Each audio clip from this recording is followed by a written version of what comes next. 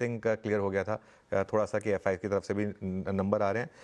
अब पिछले 38 दिनों में जो हुआ एक्चुअली उसको भूल जाइए, लॉन्ग शॉट वाला एक ग्राफिक दिखा दीजिए। इसके बाद इंडेक्स में जो लॉन्ग शॉट में बदलाव हुए हैं फ्राइडे को, उस पर आ जाइए। अब आप क्लाइंट्स ने 56,000 लॉन्ग काटे। देखिए यही होता है, जो वीक हैंड्स होते हैं ना वो तेजी में लॉन्ग काट लेते हैं। एफआईएस ने शॉर्ट काटे हैं और लॉन्ग ऐड करें, 29,000 लॉन्ग ऐड करें, 17,000 शॉर्ट कट करें उन्होंने। ये सेंस थी उनको, उन्होंने बहुत पैसा बनाया शॉर्टिंग कर करके। फ्राइडे को उन्होंने ना सिर्फ शॉर्ट काटे बल्कि लॉन्ग करें। अब वो इसमें प्रॉफिट बनाएंगे मंडे को। वो लॉन्ग शॉट देखिए आपका सिर्फ एफआईएस का 29,486 और 17,226। और जो लॉन्ग शॉट की टेबल आएगी आपकी स्क्रीन पर, जो हम 2,21,000 शॉट्स पर पहुंच गए थे, अब हम सिर्फ 1.5 लाख शॉट्स पर आ गए हैं। पोजीशनिंग भी मार्केट की बहुत इंटैक्ट है। लेकिन हमारा पैनल तैयार है, उनके पास चलते हैं। विपिन जी, दीपन मेहता है हमारे साथ, गौतम दुग्गड़ हैं और सुशील केडिया हैं हमारे साथ। आप सबका बहुत बहुत स्वागत है। सुशील जी, मैं आपसे शुरुआत करूंगा क्योंकि चैनल पर आपने बहुत बोल्डली कहा था कि ये मार्केट ऑल टाइम हाई लगाएगा। तो क्या आपको ये नंबर्स पता थे?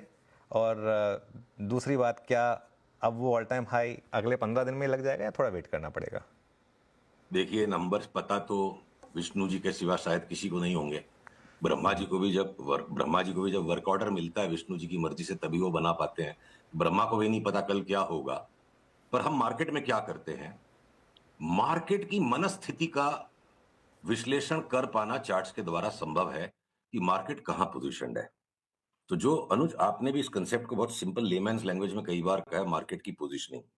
तो extreme fear, extreme panic, extreme pessimism, index के ऊपर उतनी चोट नहीं लगी थी इंडिविजुअल कैश के शेयरों में, ये मोदी फैक्टर वाले सेक्टर्स में, जहां 10 दिन से लगातार चेतावनी भी था कि 100 शेयर अब यहां बेचना नहीं है। तो देखिए, अडानी जैसी खराब खबर को बाजार पचा गया कि पोजीशनिंग ये थी कि ऑलरेडी बाजार को जितना डरना था डर चुका था। और अब ये जो रिवर्सल बन गया, यहां कोई ले ही नहीं पाएगा। मतलब जैसे बोले भाग्य बदल गया, समय बदल गया, पूरा एरा बदल जाएगा, वो बाजार का कलर ही चेंज हो जाएगा एक झटके में। तो अंडर बॉट मार्केट या जो लोग शॉर्ट को लेट करके फंसे हुए हैं, अगले 1000 पॉइंट तो वही लोग बढ़ा देंगे। जो आप कह रहे हो 400-500 पॉइंट ऊपर उछल जाएगा। तो मार्केट की एनालिसिस करना, मार्केट की मनस्थिति की एनालिसिस करना मनुष्य के वश में है। और खास करके इलेक्शन जैसी चीज पे, मोहब्बत में, जंग में, क्रिकेट के मैच में, विष्णु जी के पता, मेरे मेरे हिसाब से किसी को नहीं पता है। तो मोटी बात है अनुज, कोई आंकड़े नहीं पता थे, पर बाजार की पोजीशनिंग समझ में आ गई थी। ओके, बिल्कुल। गौतम दुग्गड़ जी, थैंक यू सो मच, आपने भी सैटरडे को हमारे लिए समय निकाला। क्या होगा मार्केट में? क्या अब एक ये नई तेजी की शुरुआत होगी या बहुत ज्यादा एक्साइटेड होने की जरूरत नहीं है अभी इस समय? अनुज, गुड आफ्टरनून। सबसे पहले तो ये है कि जो बाजार करेक्ट हुआ है उसमें पॉलिटिक्स के अलावा बाकी भी फैक्टर्स थे। जो अर्निंग्स में एक मॉडरेशन हुआ था, अगर आप देखें अप्रैल से लेके अभी जो नतीजे खत्म हुए हैं सेकेंड क्वार्टर के, निफ्टी के अर्निंग्स हमने करीबन 8% से कट किए हैं, फ्रॉम 1140 टू 1060 नाउ। और निफ्टी भी लगभग 10% करेक्ट हुआ है ऊपर से, राइट। ऑब्वियसली बाकी फैक्टर्स भी थे, FI selling, US election, dollar index, etcetera etcetera, but the bigger factor always is the underlying fundamentals which is the corporate earnings. थोड़ा सा नर्वसनेस जरूर था महाराष्ट्र इलेक्शंस को लेके, क्योंकि नतीजे उम्मीद से बहुत बेहतर है। इनफैक्ट ये फर्स्ट टाइम हुआ है कि कोई भी पार्टी पिछले 30-35 सालों में 200 से ज्यादा सीट लेके आए हैं। वोट शेयर 50% से ज्यादा है। अभी मैंने लास्ट 15 मिनट पहले देखा था, एनडीए का वोट शेयर 50% प्लस है।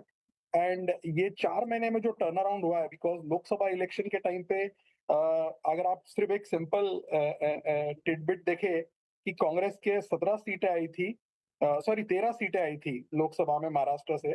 अभी विधानसभा में 288 में उनकी सिर्फ 17 सीटें दिख रही है, या मे बी 18-19 होगी। सो बहुत बड़ा ये टर्न अराउंड हुआ है महाराष्ट्र में, और ये बहुत बड़ा स्टेट है। After UP, Maharashtra is the second largest state, 48 MPs यहाँ से जाते हैं। तो डेफिनेटली ये सेंटिमेंट को इम्प्रूव करेगा। और तीसरा, from A economy point of view, पहले 6 महीने में गवर्नमेंट स्पेंडिंग जीरो ग्रोथ है। अगर आप टोटल गवर्नमेंट स्पेंडिंग देखें, revenue plus capital spending is absolute zero growth. और within that capital spending 15% down है फर्स्ट हाफ में। अब इलेक्शन सारे हो चुके हैं, राइट। गवर्नमेंट फॉर्मेशन में पहला 1-2 महीना गया, बाद में हरियाणा इलेक्शन आया, फिर अभी महाराष्ट्र झारखंड आया। सारी चीजें अब पीछे। अब गवर्नमेंट को चाहिए कि वो स्पेंडिंग मशीनरी पे फोकस करे। कैपेक्स यहाँ से मुझे लगता है इंप्रूवमेंट होगा स्पेंडिंग में, तो जो नतीजे हैं यहाँ से कॉर्पोरेट अर्निंग, क्योंकि बाजार हमेशा आगे देखता है, तो फर्स्ट हाफ में अर्निंग्स ग्रोथ ऑलमोस्ट 3 या 4% रही है निफ्टी की, और हमारे ब्रॉडर कवरेज की लगभग 5%।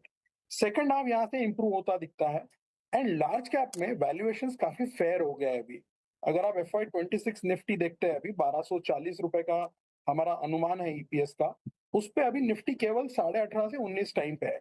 अगर आप मान के चले कि यहाँ से भी 4-5% अर्निंग्स और कट होता है, 1240 की जगह अगर 1200 भी होता है, तो भी आप 19 एंड हाफ टाइम 20 टाइम्स के रेंज में निफ्टी ट्रेड कर रहा है। मिड कैप स्मॉल कैप अभी भी काफी एक्सपेंसिव लेवल पे ट्रेड कर रहे हैं वैल्यूएशन के हिसाब से, अगर आप देखते तो हमारा जो मॉडल पोर्टफोलियो में बायस रहा है वो लार्ज कैप की तरफ रहा है, डोमेस्टिक सिक्लिकल की तरफ रहा है, प्राइवेट बैंक्स की तरफ रहा है, और आईटी की तरफ पिछले 6 महीने में। मुझे लगता है ये इलेक्शन के बाद थोड़ा बहुत एफआई सेलिंग में कमी आएगा, और जो इंडस्ट्रियल्स काफी करेक्ट हुए थे पिछले 3-4 महीने में, थोड़ा वहां पे रिकवरी होने की मुझे उम्मीद है। ओके बिल्कुल नहीं, ये बात आपकी बिल्कुल मैं मानता हूँ गौतम जी की मार्केट गिरा सिर्फ पॉलिटिकल फैक्टर्स की वजह से नहीं था, लेकिन कई बार मार्केट में कारण कुछ और होता है, लेकिन ट्रिगर कोई सामने से दूसरा निकल कर आ जाता है। वो शायद हो सकता है कि उसमें वापस केपेक्स वगैरह का एक दोबारा एक उसमें तेजी आए और अर्निंग्स वापस इंप्रूव हो जाए, ये पॉसिबिलिटी है। दीपन मेहता को भी जोड़ते हैं। दीपन जी गुड आफ्टरनून, आपका भी स्वागत है। सैटरडे को आपने टाइम निकाला, मंडे को क्या करेंगे, बाइंग या सेलिंग गैप अप पर? या गुड आफ्टरनून अनुज, और आपके शो पर इनवाइट करने के लिए बहुत बहुत धन्यवाद।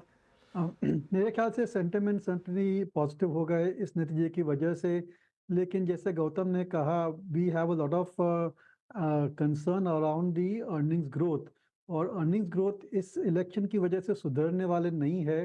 तो जो दो बड़े प्रॉब्लम्स थे, अर्निंग्स ग्रोथ जो स्लो डाउन हो चुकी थी और हाई वैल्यूएशन, ये दो जो इश्यूज है that doesn't get resolved by this particular election result. तो मेरे ख्याल से our position still remains cautious, और रैली में हम लोग बेचने का ही एडवाइस देंगे। I know I am in the minority over here, पर हमारा व्यू काफ़ी समय से बेरिश रह चुका है, और ये जो कल हमने रिवर्सल देखी थी, I don't think it is sustainable. But देखिए, मार्केट है, and I have the right to to change my decision और माई स्ट्रैटेजी। पर मेरे को नहीं लग रहा है कि इस लेवल से मार्केट फिर से ऑल टाइम हाई पर चला जाएगा। I see a further deeper correction in the market for the next few months or so. अच्छा ठीक है दीपन जी, चलिए इस पे एक हम बेट लगाएंगे आपके साथ, फिर मैं और आप थोड़ा सा, क्योंकि मेरा मानना ये है कि हम ऑल टाइम हाई पर जाएंगे, लेकिन मैं आपके साथ इस पर चलिए एक शो के बाद एक बेट लगाऊंगा। गौतम जी आप हंस रहे हैं, मैं आपसे भी बात करता हूँ थोड़ा सा इस पर, और लेकिन मैं एक बार सुशील के पास वापस जाता हूँ। सुशील जी, बैंक निफ्टी जिसने लगातार आउट परफॉर्म किया, जिसने लगातार अपने लोज को होल्ड किया, 200 मूविंग एवरेज, जिसको खैर आप ज़्यादा इंपॉर्टेंट नहीं मानते हैं, लेकिन फिर भी उसको होल्ड किया, क्या बैंक निफ्टी पे